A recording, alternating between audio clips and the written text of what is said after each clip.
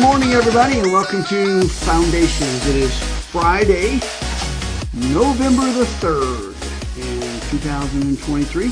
Glad to have you with me this morning. Glad to spend some time together. I keep getting warned by Facebook. Just now I got warned again.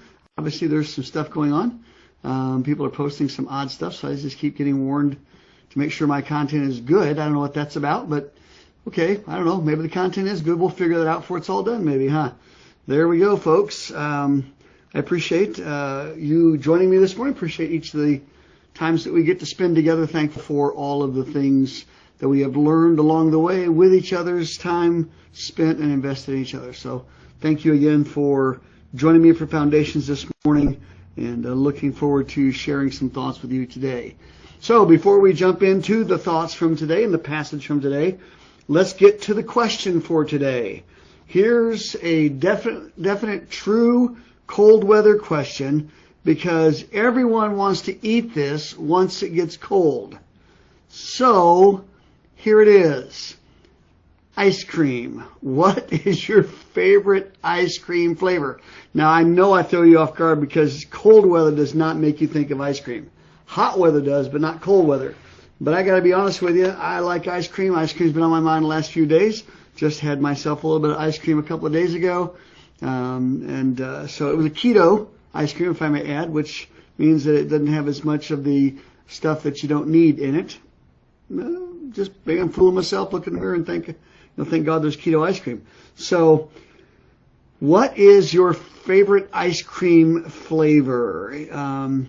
I know that, again, ice cream isn't what you think of, but here's my fave. I love Ben & Jerry's Chocolate Cherry Garcia. Chocolate Cherry Garcia. You don't see it in the stores much anymore. Number of local stores used to carry it, and I would grab it from time to time as a treat, but it's hard to find now. So, but as the old saying goes, it is the bomb, man. I love Chocolate Cherry Garcia by Ben & Jerry's. So what is your favorite flavor of ice cream? Go ahead and comment down below and let me know what that is, okay?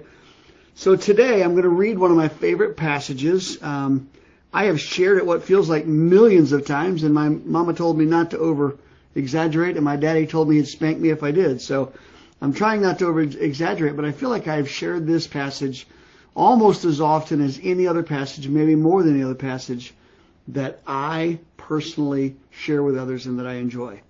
So as we look at this passage today, because the core of its story tells this main theme, just stop. Let's dive in together and see if you can let me explain what I mean. All right?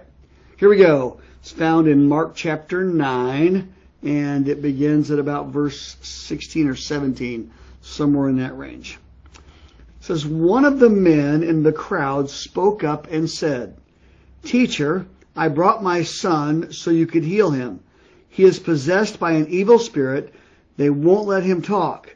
And whenever the spirit seizes him, it throws him violently to the ground. Then he foams at the mouth and grinds his teeth and becomes rigid. So I asked your disciples to cast out the evil spirit, but they couldn't do it." Jesus said to them, "You faithless people, how long must I be with you? How long must I put up with you? Bring the boy to me." So they brought the boy, and when the evil spirit saw Jesus, it threw the child into a violent convulsion, and he fell to the ground, writhing and foaming at the mouth. "How long has this been happening?" Jesus asked the boy's father. He replied, "Since he was a little boy. The spirit often throws him into the fire or into water, trying to kill him. Have mercy on us and help us." Here's the phrase, "if you can." If you can. I love that phrase. If you can. You've had an if you can moment. I'm going to read the rest of the passage in a second, but I want you to think about this. You have had an if you can moment. The pain, the grief, the broken marriage, the difficult finances, the job situation, whatever it is, you've prayed to God and things have not come out the way you thought. And as a result, you have had one of those moments where you've said, "God, if you can." Now, Jesus has an answer for this man. It may not be the answer he gives to you, but the idea behind that answer God says to everyone. Start picking up at verse 23. What do you mean, if I can? Jesus said. Anything is possible if a person believes. The father instantly cried out, I do believe, but help me overcome my unbelief. When Jesus saw the crowd of onlookers was growing, he rebuked the evil spirit. Listen, you spirit that makes this boy unable to hear or speak. I command you to come out from this child and never to enter him again. Then the spirit screamed and threw the boy into another violent convulsion and then left him. The boy appeared to be dead. A murmur ran through the crowd as people said, he's dead. But Jesus took him by the hand and helped him to his feet, and he stood up. Afterward, when Jesus was alone in the house with the disciples, they asked him, why couldn't we cast out the evil spirit? Jesus replied, this kind can be cast out only by prayer. Some versions say prayer and fasting. Others say that it will only come out through faith and through prayer and fasting. So Jesus is basically stating that there's a focus issue here, and that was the struggle for the disciples. And so we today need to spend some time talking about some ideas I think will transform your faith and transform your life as you just stop these things. Just stop. And I think all of them are found right here in this passage. You and I have come to places oftentimes where we say, Jesus, please handle this. He doesn't. And then over and over again when things are happening, we say, if you can. And Jesus says, what do you mean if I can? And then we get to the place in time where it says, if you'll just believe. Boy, there's a tough spot, isn't it? So, as we come together this morning, I want to talk about some just stops. Some just stops. One quick clarifier, one quick thought before I jump in here. And I think it needs to be said in our current day, especially in our current theology, struggles that are going on in our current society. You cannot, and I wish we could some days, I understand if we did, that it would really go awry, and you know why. You cannot just say something and say, Jesus, do it, and have Jesus show up like a sickum dog that you can just say, go get it, or like a genie in a bottle. You may or may not realize this. It's hard to even say it because it's hard to endure it in my life sometimes. Life is full of sin and brokenness. And that sin and brokenness unfortunately causes pain. And there are pains that will never go away this side of heaven. I wished it were different. I wished I could promise you entire, complete wholeness when it comes to the exterior of your world. I wished I could promise you no more pain, no more cancer, no more broken homes, no more job losses, no more financial struggles, no more houses being repossessed, no more letters in the mail that says you're overdrawn. I wish I could promise all those things that you could just say, in Jesus' name, and they would all go away. But I have to be honest with you. Even in Jesus' day, it didn't happen to everyone. That's so hard. And some are going to push back right now. I get it. Some are going to say, but you just don't, and you don't know my faith, and you don't know my church, and you don't know what we believe, and you don't know this. And I get it. I get it, okay? I get it. Take a deep breath. But let me ask you this question. How many times have you prayed and it did not come out your way? So when I say just stop, when I talk about the idea of about some things that we can do, and it will transform your life, and it will cause you to have a better faith. When I say that, what I'm talking about is I want to build inside of you a perseverance that says that I will hang on to the end, because Jesus said, Paul said, those who hold on to the end, they shall see the kingdom of God. There's only one way to hang on to the end, and that is to grow your faith and trust in Jesus Christ. And to do that, I think we need to just stop some things we can find in this passage. All right? So I got the clarification done. Let's jump in. I think, first of all, you need to just stop and realize, as I've said just a minute ago, there are areas of your life where you are just weak. Like this father, there are places in your life that you've asked over and over again and it hadn't changed. You've asked the people at church and it hasn't changed. You've asked the people in the big religious television program, it hadn't changed. Your cancer is still there. Your child is still not the type of child they need to be. The circumstances with that relationship are still broken. It doesn't seem like it's ever going to change.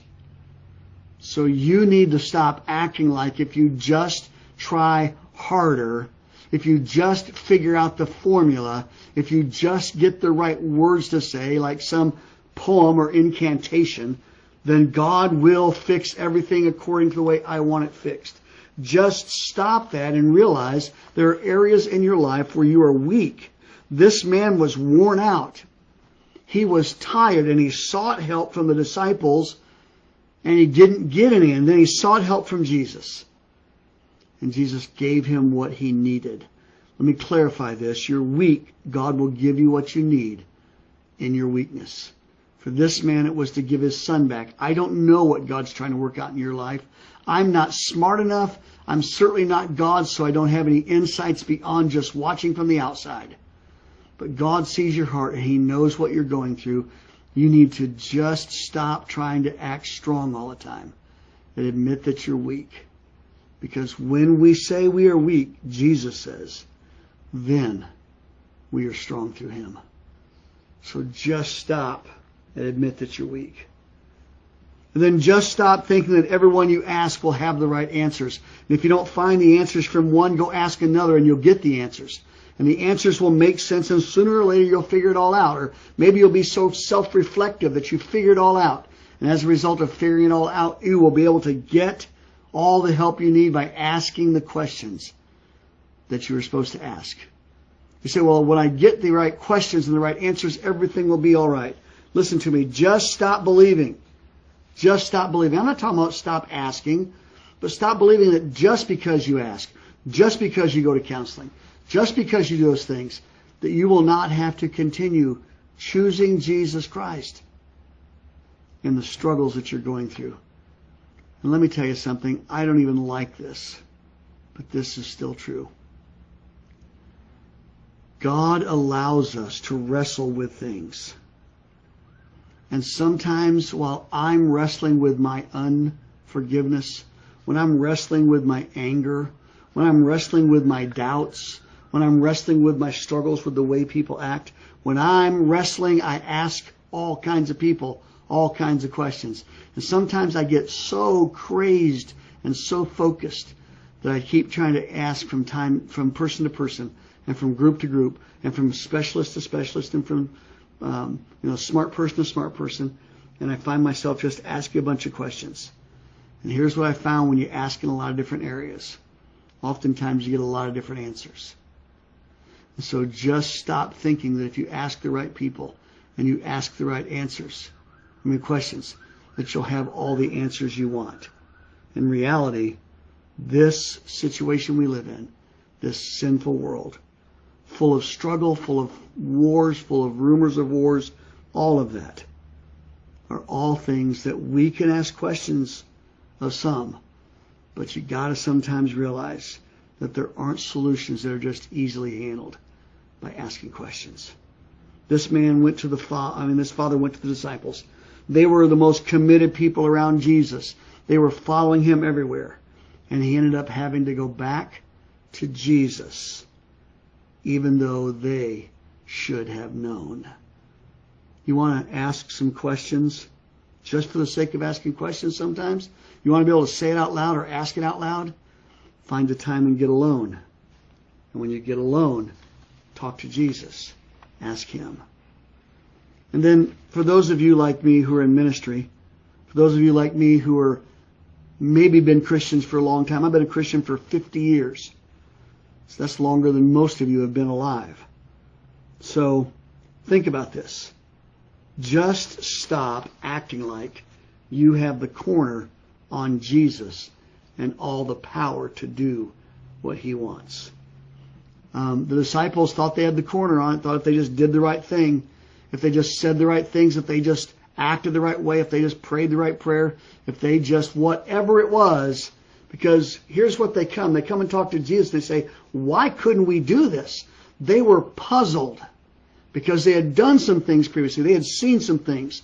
They knew God could do it. And yet, despite the fact that they had been through all of that, in this instance, for reasons I can't tell you, Jesus chose to teach a lesson here that the disciples needed to learn. You do not have the corner on Jesus. Stop acting like you do. I know a lot about God. I know a lot of theology.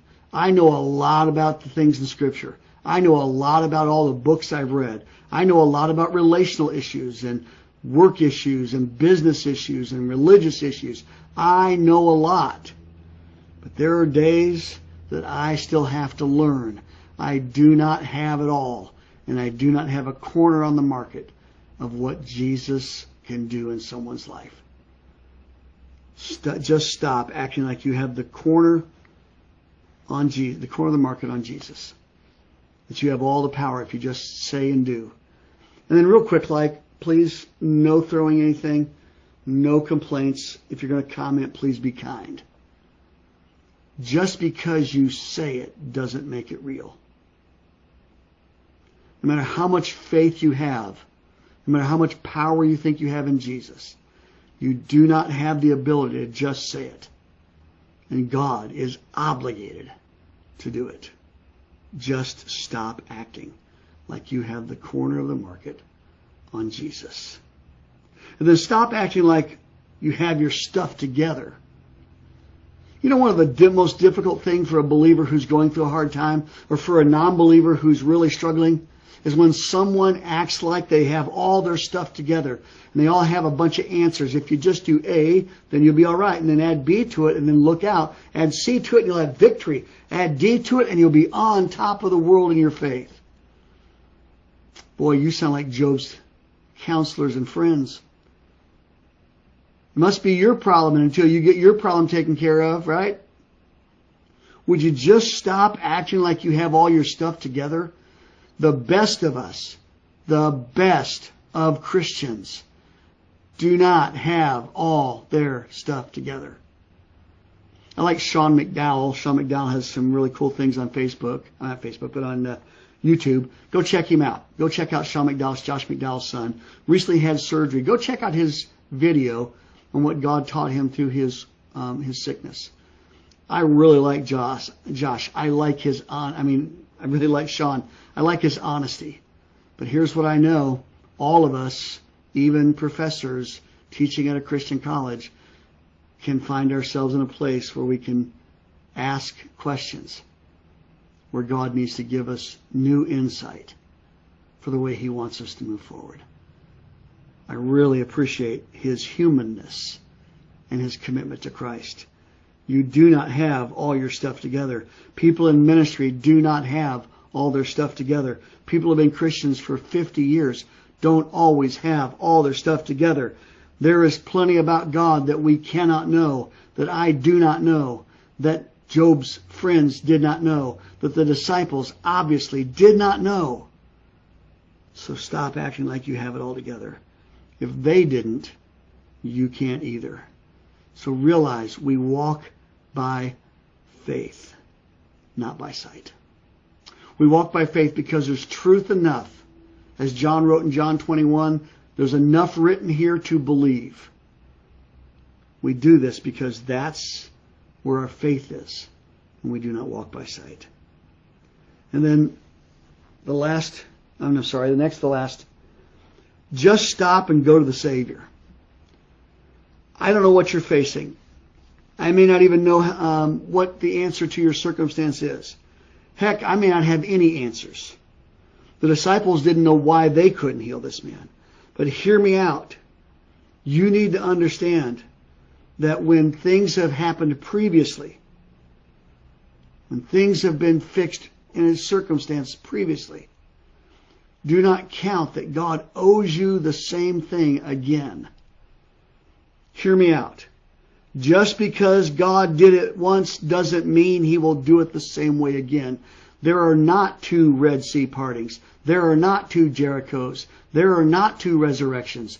There are not 2 Pauls. There are not 2 books of Revelation. There are not repeats in some situations. And so God doesn't always do the same thing He used to do, the same way He used to do it. But when He does it because it will bring Him honor and glory and lead others to place faith in Him. Stop holding on to previous victories like God owes you something. Celebrate them to say you know He is faithful, and then persevere and hang on in the current trial so that you can find the hope and the help and the faith you need to get through.